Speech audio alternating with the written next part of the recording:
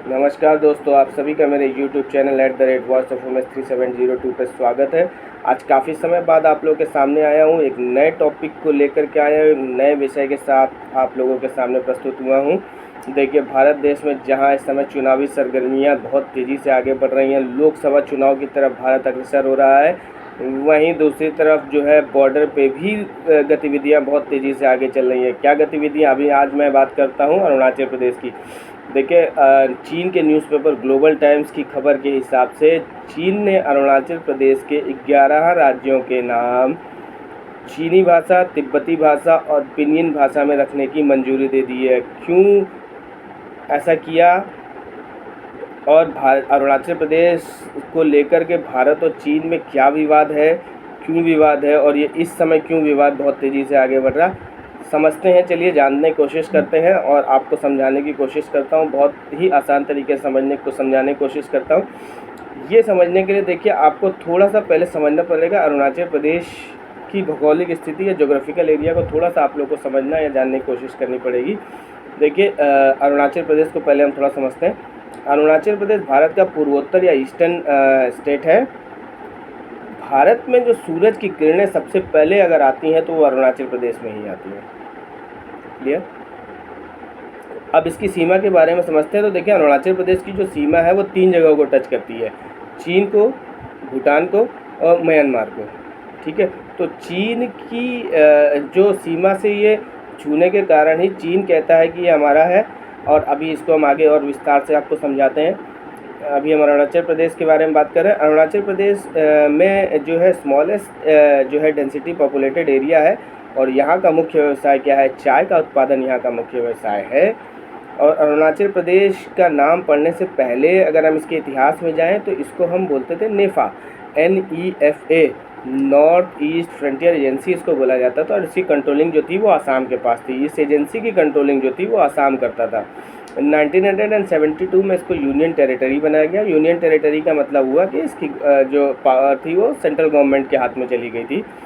और central government के पास जाने के बाद 1987 में इसको जो है स्टेट का दर्जा दिया गया और वो स्टेट कहलाया अरुणाचल प्रदेश और इसकी राजधानी बनी ईटानगर। ठीक है, अब ये सब होने के बाद चीन को क्या दिक्कत है? ठीक है, देखिए, चीन को समझने के लिए पहले हम और थोड़ा सा और पीछे जाते हैं, 1914 में जाते हैं। 1914 में क्यों ज़रूरी है? देखिए, 1914 आपको समझना इसलिए ज़रूरी है क्योंकि जो आपने मैकमोहन रेखा सुनी होगी जो भारत और चीन के बॉर्डर को डिसाइड करती है। ये मैकमोहन रेखा जो है 1914 में ही डिसाइड हुई थी। किसके किसके बीच में डिसाइड हुई थी? देखिए, 1914 में भारत देश आज़ाद नहीं हुआ था।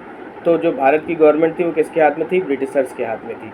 तो ब्रिटिशर्स या इंडियन गवर्नमेंट जो भी उस समय ब्रिटिशर्स के ही हाथ में थी, तो उस समय की तत्कालीन जो ब्रिटिशर्स गवर्नमेंट थी और तिब्बत की जो गवर्नमेंट की थी, दोनों के बीच में एक संधि हुई थी, एक समझौता हुआ था 1914 में।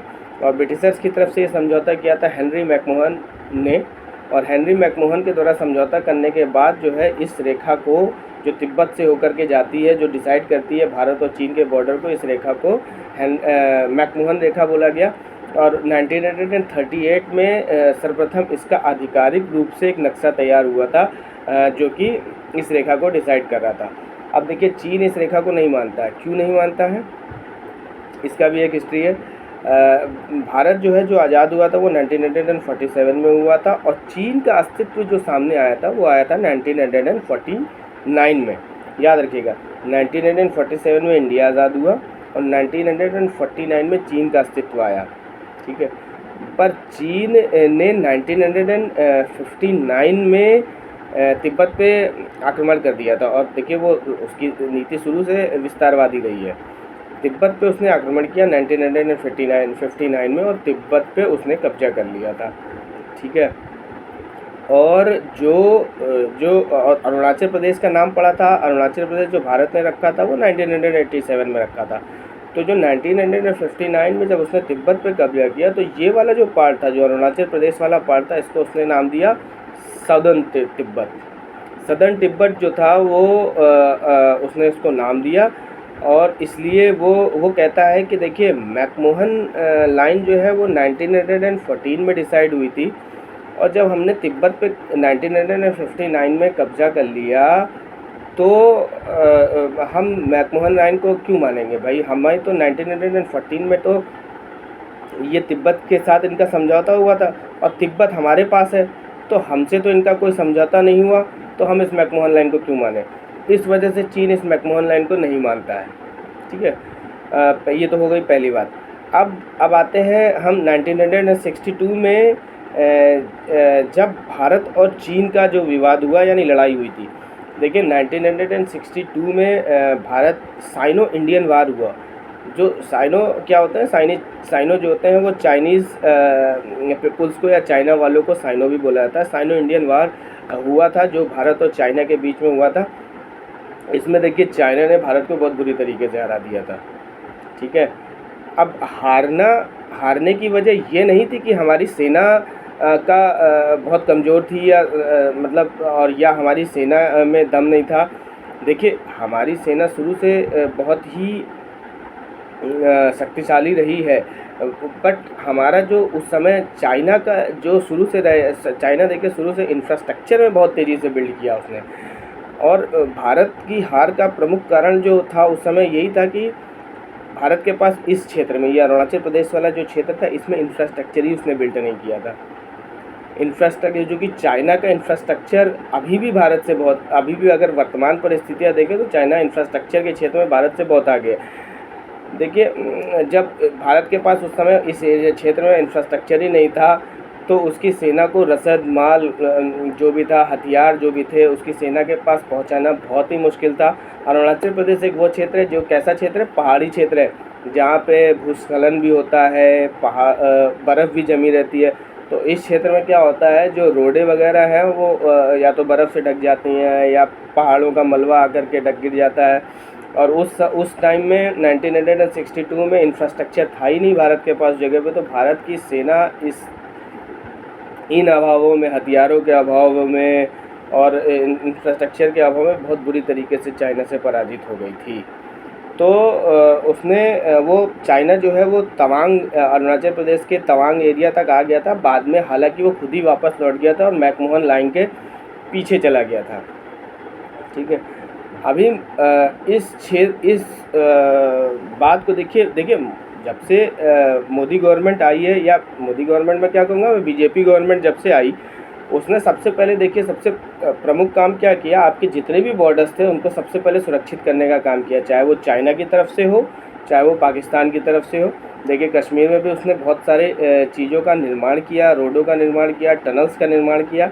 वैसे ही उसने अरुणाचल प्रदेश तिब्बत वाला जो भी बॉर्डर है ना, उस पर बहुत तेज़ी से इंफ्रास्ट्रक्चर का निर्माण करना शुरू किया, एयरपोर्ट्स का निर्माण किया है। अभी जो विवाद जो ये हो रहा है, ये इसलिए हो रहा है क्योंकि अभी 9 मार्च को 2024 को मोदी जी ने एक सेला टनल का निर्माण किया है। सेला टनल जो है वो भारत द्वारा बनाई गई है अरुणाचल प्रदेश में, और ये जो है करीब 32,700 फीट की ऊंचाई पे बनी हुई है, और ये पहली भारत की डबल लेन वाली टनल है। ठीक है, पहली भारत की डबल लेन वाली टनल है, और ये टनल के फॉर्म में है, इसलिए इसका भूस्खलन में भी कोई हानि नहीं होगी और बर्फ़ गिरने पर भी भारत की कोई हानि नहीं होगी। इसलिए रणनीतिक रूप से बहुत ज़्यादा भारत के लिए महत्वपूर्ण है, क्योंकि अब ये चाइना की जो बॉर्डर है उससे केवल 10 किलोमीटर की दूरी रह गई है अब चाइना के बॉर्डर से इसकी। और जो इंडियन आर्मी है, इंडियन आर्मी को बहुत आराम से यहाँ से अगर वॉर की स्थिति हो जाती है तो एम्यूनेशन का बहुत आराम से गोला बारूद और ये फैसिलिटीज़ प्रोवाइड की जा सकती हैं। अब भारत रणनीतिक रूप से उतना कमज़ोर इस क्षेत्र में नहीं है, और यही बात चाइना को खल रही है, और इसीलिए वो भारत को इस क्षेत्र में उकसा रहा है। ठीक है, तो पीएम मोदी जी ने अभी और भी कई सारी टनल्स को निर्माण के लिए इस जगह के लिए पास कर दिया गया है और निर्माण चल रहा है, और बहुत सारे एयरपोर्ट्स का भी निर्माण यहाँ पे चल रहा है। और इस अरुणाचल प्रदेश, इस बॉर्डर को भी भारत जो है जिस तरीके से पाकिस्तान बॉर्डर, कश्मीर वाले बॉर्डर को उसने सुरक्षित कर दिया है, रणनीतिक रूप से बढ़त बना लिया, स्ट्रेटजिकली बढ़त बनाई है, उसी तरीके से उसने चाइना बॉर्डर पे भी बीजेपी मोदी जी ने जो है काफ़ी सारी टनल्स का, काफ़ी रोडों का, काफ़ी इंफ्रास्ट्रक्चर का निर्माण करके इस जगह को भी बहुत सारा शक्तिशाली बना दिया है। ठीक है, अभी क्या हुआ है कि अगर आप देखें कि अरुणाचल प्रदेश इसी बात से बौखला गया कि जब इन्होंने सेला टनल का उद्घाटन किया मोदी जी ने, तो चीन इस बात से बौखला गया और उसने तुरंत उसका प्रतिक्रिया क्या आई, उसकी प्रतिक्रिया ये आई कि उसने 11 जगहों का नाम अपने ग्लोबल टाइम्स, जो उसका आधिकारिक न्यूज़पेपर है, सरकारी न्यूज़पेपर है, उसमें उसने 11 जगहों के नाम अपने चीनी भाषा में, पिंगियन भाषा में और तिब्बती भाषा में रखने की मंजूरी दे दी। देखिए, अब अगर हम इस गवर्नमेंट से पहले की बात करें, अगर हम मनमोहन सिंह की गवर्नमेंट की बात करें, तो उस समय जो रक्षा मंत्री थे ए.के. एंटनी साहब के समय तक यहाँ पे इंफ्रास्ट्रक्चर का निर्माण या रोडों का निर्माण गवर्नमेंट ने नहीं किया था। देखिए, रक्षा मंत्री का उस ज़माने में क्या कहना था कि हम इसलिए वहाँ पे रोडों का निर्माण नहीं कर रहे हैं क्योंकि अगर हम वहाँ पे रोडों का निर्माण करेंगे तो उसको चाइना यूज़ करने लगेगा। देखिए, अगर किसी भी देश का रक्षा मंत्री इस तरीके की बात करेगा कि हम निर्माण कार्य इसलिए नहीं करेंगे क्योंकि दूसरा देश उस पर यूज़ करने लगेगा, तो उस देश का विकास कभी भी नहीं हो पाएगा। देखिए, इन चीज़ों को जो है, बॉर्डर्स को अगर हम देखें तो देखिए इस गवर्नमेंट में कुछ और, मैं बहुत क्लियरली इस गवर्नमेंट की एक चीज़ तो कहूँगा कि इस गवर्नमेंट ने, मोदी गवर्नमेंट ने आकर के इंफ्रास्ट्रक्चर्स को बहुत तेज़ी से बिल्ड किया और इस इंफ्रास्ट्रक्चर्स में जो है ब्रिजेज़ हैं, टनल्स हैं, रोड्स हैं और जो सेना के लिए, सेना को हथियार, नए नए हथियार प्रोवाइड करना, बुलेट प्रूफ जैकेट्स देना और देश में नए नए पनडुब्बियों को लाना। देखिए, ये मोदी जी ने इस क्षेत्र में बहुत ही और बहुत ज़्यादा काम किया है। आज हमारे बॉर्डर्स अब पहले की गवर्नमेंट की तरह कमज़ोर नहीं रह गए। आज हमारे बॉर्डर्स जो है इंफ्रास्ट्रक्चरली बहुत ही ज़्यादा डेवलप हो चुके हैं और उसमें डेवलपमेंट अभी भी कर रहा है। हालांकि अगर हम चीन के परिप्रेक्ष्य में देखें तो इंफ्रास्ट्रक्चर में चीन हमसे अभी भी बहुत आगे है, पर उस गैप को इस गवर्नमेंट के द्वारा कम किया जा रहा है। और इसी बात से जो है, लगातार इसी बात से जो भी अरुणाचल प्रदेश में डेवलपमेंट के काम गवर्नमेंट द्वारा किए जा रहे हैं, बिल्कुल चीन बौखलाया हुआ है और कुछ ना कुछ अरुणाचल प्रदेश में कंटिन्यू करता चला जा रहा है। ठीक है, अच्छा, अगर एक और प्रमुख कारण है कि चीन का कि अरुणाचल प्रदेश में वो इंटरेस्ट दिखाता है। देखिए, चीन अरुणाचल प्रदेश वाला जो एरिया है ना, वहाँ पे जो तिब्बत का जो तवांग वाला एरिया है मेनली, वहाँ पे एक बौद्ध मठ है।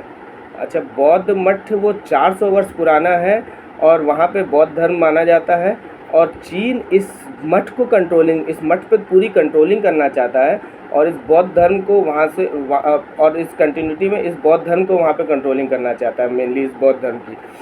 और यहीं पे ये जो बौद्ध मठ है, यहीं पे उनके 6th दलाई लामा का जन्म भी हुआ था, इसलिए वो बौद्ध धर्म वालों के लिए बहुत इम्पोर्टेंट जगह है। और इसी कारण जो है वो दलाई लामा को जब भी वो तिब्बत में जाते हैं तो उनका विरोध करता है। और इसके अलावा जब मनमोहन सिंह जी 2009 में तिब्बत की विज़िट पे गए थे तो भी उसने विरोध किया था और जब मोदी जी इसकी विज़िट पे गए थे तो भी चाइना के द्वारा इस जगह का विरोध किया गया था कि ये भाई भारत क्यों तिब्बत में इतना इंटरेस्ट दिखा रहा है, तिब्बत तो भारत का क्षेत्र ही नहीं है। या अरुणाचल प्रदेश भी तवांग तक का एरिया तो वो कहता है कि मेरा ही है, इतना इंटरेस्ट क्यों दिखा रहा है, ये तो हमारा क्षेत्र है। तो यही चीन और भारत के बीच की विवाद की जगह है। भारत का क्या कहना है? भारत का कहना है कि अरुणाचल प्रदेश तो आप छोड़ दीजिए, अरुणाचल प्रदेश तो आपका कभी हिस्सा रहा ही नहीं। ये जो 38,000 वर्ग किलोमीटर का जो क्षेत्र जो आपका अक्साई चीन वाला एरिया है वो भी भारत का ही है और आज नहीं तो कल भारत उसको ले लेगा। और जब भारत इस तरीके के दावे करता है तो चीन और बौखला जाता है। चीन बौखलाहट में कुछ ना कुछ ऐसे निर्णय लेने लगता है और उस निर्णयों को लेकर के ही भारत अपनी स्ट्रेटजी बना लेता है और स्ट्रेटजी बना के अपने इंफ्रास्ट्रक्चर को बिल्ड करता है। तो देखिए, स्ट्रेटजी जब कोई देश चलाया जाता है तो उसमें एक दूसरे के प्रति स्ट्रेटजिकली बहुत काम करना पड़ता है। और मैं फिर कहूँगा कि इस गवर्नमेंट ने कुछ और किया हो या ना किया हो, इस गवर्नमेंट ने स्ट्रेटजिकली हमारे बॉर्डर्स को बहुत ज़्यादा सुरक्षित किया है, हमारी सेना को बहुत मजबूत किया है और हमारे इंफ्रास्ट्रक्चर को सबसे ज़्यादा, अगर आप हिस्ट्री उठा के देख लीजिए, हमारे इंफ्रास्ट्रक्चर का सबसे ज़्यादा विकास अगर किसी गवर्नमेंट में हुआ है तो इस समय ही हुआ है, इस वर्तमान समय में ही हुआ है। और सबसे ज़्यादा सुरक्षित अगर हम बॉर्डर्स में हैं या हमारी आर्मी जो सबसे ज़्यादा स्ट्रेंथन हुई है वो इसी समय हुई है। तो मुख्यतः चाइना और भारत के बीच अरुणाचल प्रदेश को लेकर के यही विवाद चल रहा है। उम्मीद करता हूँ आप लोगों को ये विवाद समझ में आ गया होगा और इस विवाद को शायद हम लोग चुनाव के बाद अभी और बहुत कुछ डेवलपमेंट हम इन बॉर्डर्स पे देखने को मिलेगा।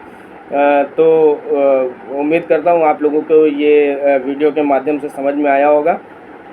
नेक्स्ट आप लोगों के साथ फिर एक नई वीडियो के साथ, एक नए विषय के साथ आप लोगों से पुनः मिलूँगा। तब तक के लिए आप लोगों का मुझे समय देने के लिए बहुत बहुत धन्यवाद। नमस्कार।